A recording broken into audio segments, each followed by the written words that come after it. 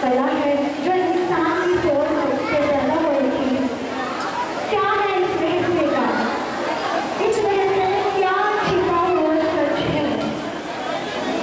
तो इस रहस्य की जानकारी के लिए हम कुछ ऐसे काल में चलते हैं जहाँ एक सच्ची घटना घटी है और इस घटना ने सबको चौंका दिया है। लेकिन नाते नहीं है, एक सच्ची घटना है। विजयनगर में दो पंडित थे, एक का नाम था वेंकटेश भट्ट और एक तरुण माधव युवक।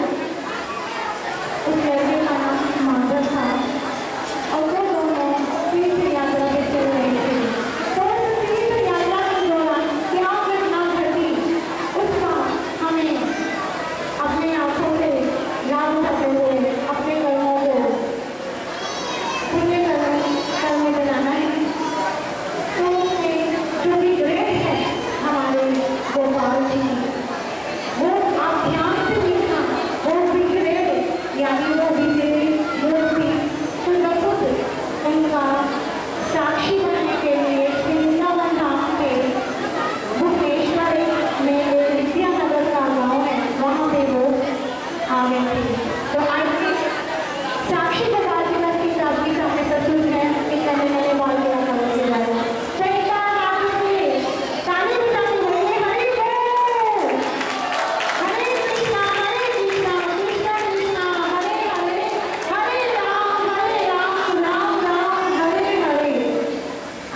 आनंद लीजिए।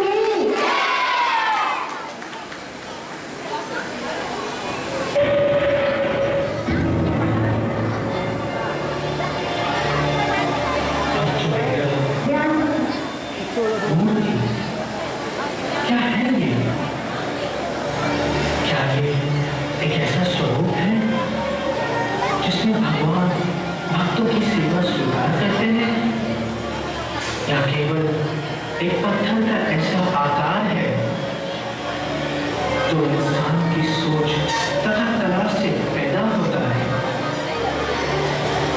तो क्या है इस रहस्य के पीछे छुपा हुआ सच? आइए हम आपको इसी रहस्य की सच्चाई जानने के लिए एक ऐसे काल में ले चलते हैं जहां कुछ ऐसी घटना घटी जिसने सबको चौंका दिया।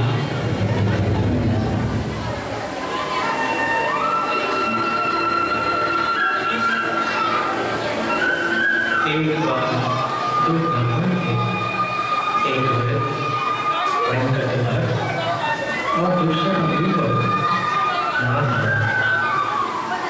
दोनों विद्यानगर के निवासी थे। वे दोनों अनेक तीर्थों का भ्रमण करते हुए अंत में वृंदावन जा पहुंचे। इस पूर्ण यात्रा में उस तरुण ब्राह्मण ने वृद्ध ब्राह्मण की बहुत सेवा की।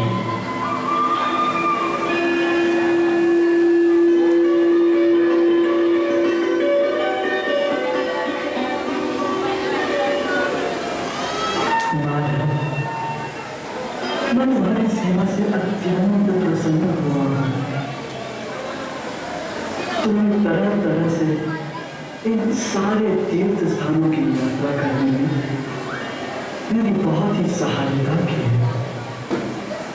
माधव, मैं तुम्हारा आभारी हूँ माधव। नहीं नहीं भगवान, यह तो मेरा सौभाग्य है। आइए आइए हम गोपाल जी के दर्शन करते हैं।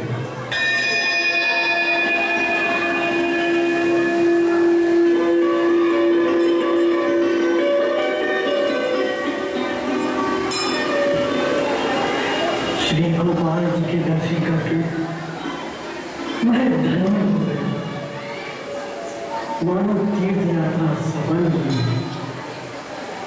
और इसका श्रेय केवल तुम्हें जाना है। स्वयं मेरा पुत्र भी मेरी ऐसी सेवा नहीं करता।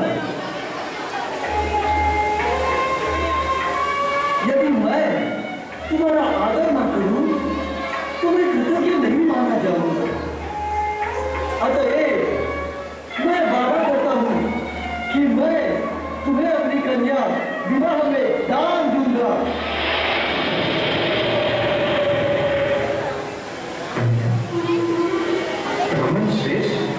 यह तो असंभव है, ऐसा कदापि नहीं हो सकता। आप उच्च कुल वाले ब्राह्मण हैं, सुशिक्षित हैं और अत्यंत धनी हैं, और मैं आपको उच्च कुल का हूँ। नहीं मेरे पास उत्तम शिक्षा है, नहीं धन है। मैं आपकी कन्या के लिए उपयुक्त वर नहीं हूँ। मैं तो श्री कृष्ण की संतुष्टि के लिए आपकी सेवा कर रहा हूँ। पुत्र, मेरी पुत्री का विवाह तुम्ही से होगा, यह मेरा अंतिम निश्चय है।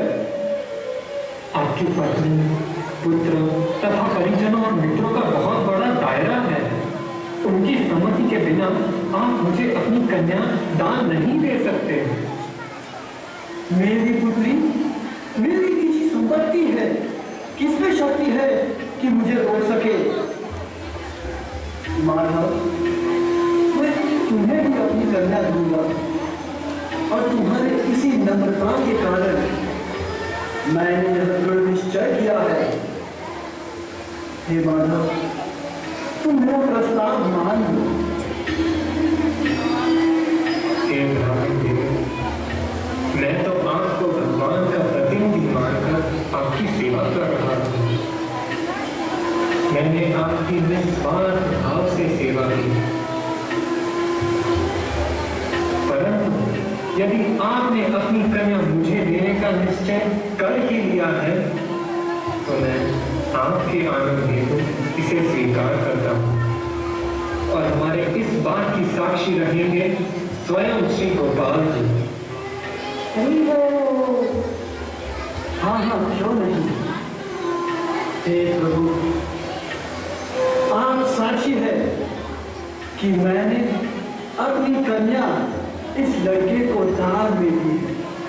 श्री विग्रह के समक्ष वचन देने की इसी पुरानी प्रथा का पालन करते हुए वृद्ध ब्राह्मण ने गोपाल विग्रह की उपस्थिति में तरुण ब्राह्मण को यह वचन दिया। इसके पश्चात दोनों ब्राह्मण विद्यानगर के लिए चल दिए।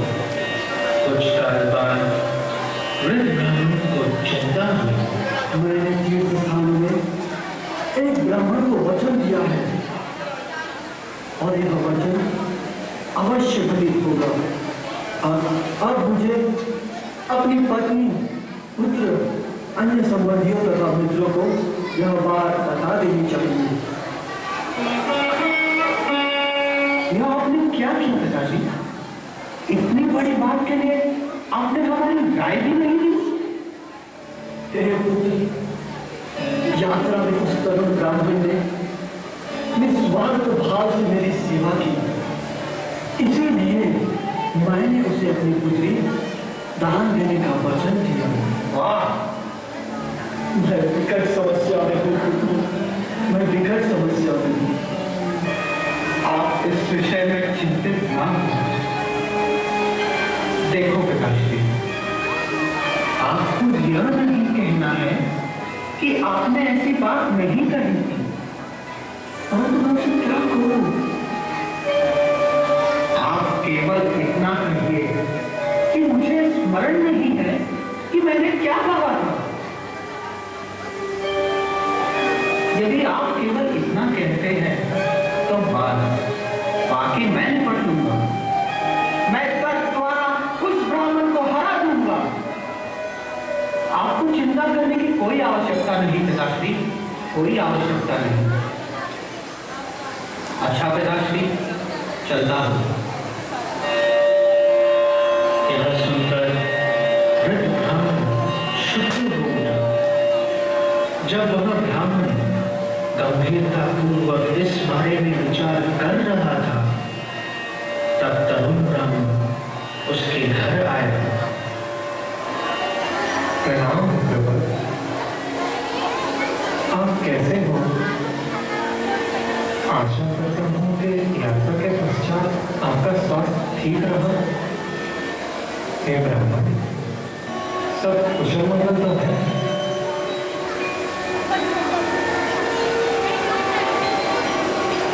आपने मुझे अपनी पुत्री देने का वचन दिया था, किंतु अब आप बोल नहीं रहे हो।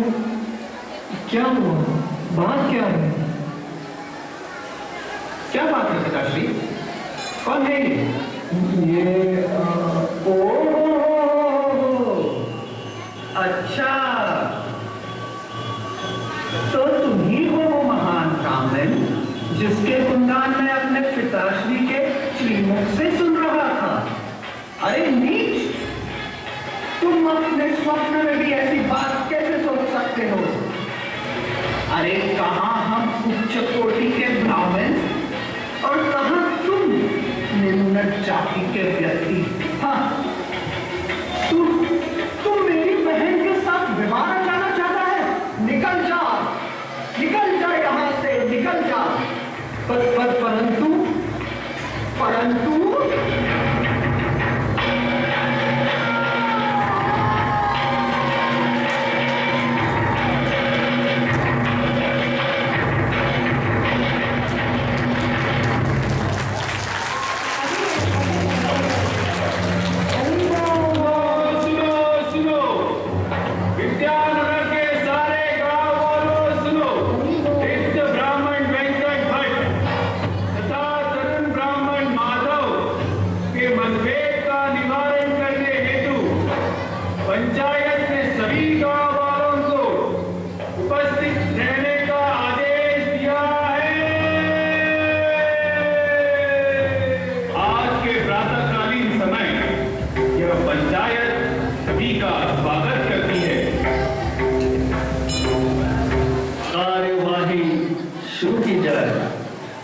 महोदय, इन महाशय ने अपनी कन्या मुझे देने का वचन दिया था, किंतु अब यह अपना वचन निभा नहीं रहे हैं।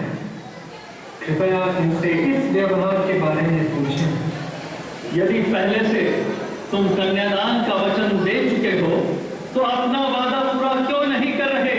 उपस्थित सज्जनों, मैं जो कहता हूँ उसे सुने। मुझे कुछ ठीक से याद नहीं आ रहा है कि मैंने उसे ऐसा कोई वचन भी दिया था। महोदय, मैं आपको सच्चाई से अवगत कराता हूँ कि यात्रा करते समय मेरे पिता अपने साथ काफी धन ले गए थे और इस दूत ने उस धन को लेने की ठान ली। मेरे पिता के साथ इसके अलावा अन्य कोई नहीं था। इसने मेरे पिता को धतूरा खिलाकर सम्मोहित कर दिया और उनका सारा धन लूट लिया और कहने लगा कि उसे कोई चोर ले गया है। और अब यह कह रहा है कि मेरे पिता ने उसे अपनी कन्या देने का वचन दिया था। वाह, क्या कहानी है, वाह। आप सभी सज्जन हो, कृपया आप ही बताएं, क्या इस कपटी ब्राह्मण को हम हमारी पुत्री ऐसे ही दे दें? महाशय, मेरी बात सुने। तर्क में जीतने के लिए यह व्यक्ति झूठ बोल रहा है। तब तरुण ब्राह्मण ने सभी उपस्थित लोगों को उन दोनों के बीच हुए वार्तालाप सुनाए और फिर इन्होंने गोपाल जी के सामने अपने वचन दोहराए। तब मैंने गोपाल जी को कहा, हे प्रभु, यदि बाद में यह अपने वचन से मुकरते हैं तो मैं आपको साक्षी के रूप में बुलाऊंगा। ठीक है। हाँ, यह बात ठीक है। यदि स्वयं गोपाल जी साक्षी रूप में यहाँ तक चल कर आते हैं तो हम इस तरुण ब्राह्मण को अपनी पुत्री दान दे देंगे। क्यों? ठीक है ना?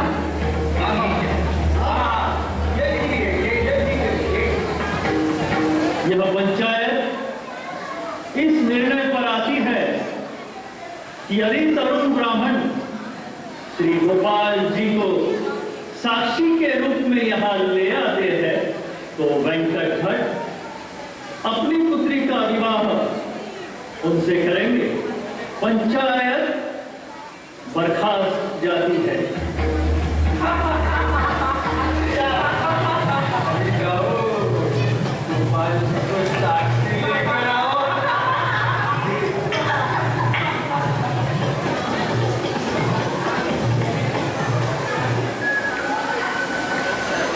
इसके पश्चात वह तरुण ब्राह्मण वृंदावन धाम के लिए निकल पड़ा। वृंदावन पहुंचते ही वह सर्वप्रथम श्री गोपाल जी के मंदिर गया। हे गोपाल, आप तो सर्वज्ञ हैं। आप ब्राह्मण संस्कृति के रक्षक हैं और अत्यंत दयावान भी हैं। उस ब्राह्मण ने आपके समक्ष वचन लिया है और अब वह अपने वचन से मुकर रहे हैं। यह घोर अपराध है। मैं तो केवल उन्हें इस महापाप से बचाना चाहता हूँ। अतएव इस मामले में आप साक्षी बने प्रभु, आप साक्षी बने।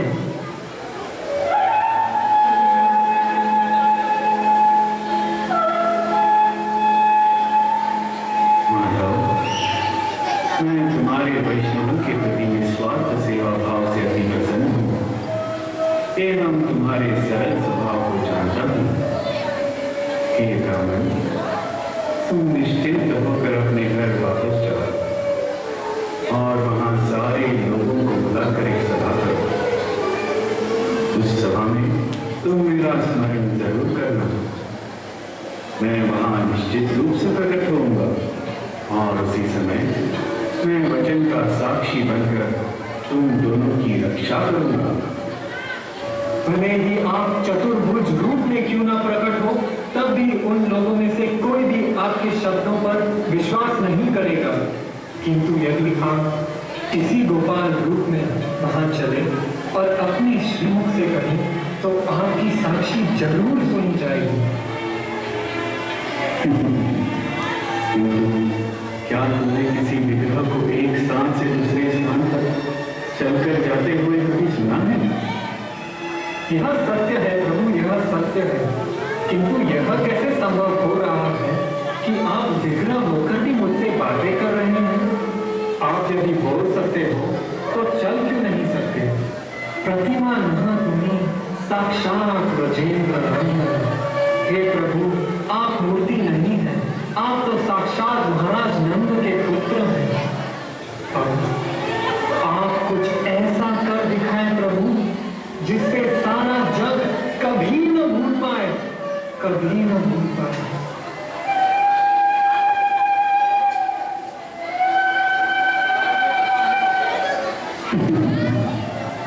हे माधव, तुमने मेरे हृदय को प्रेम से जीत लिया है।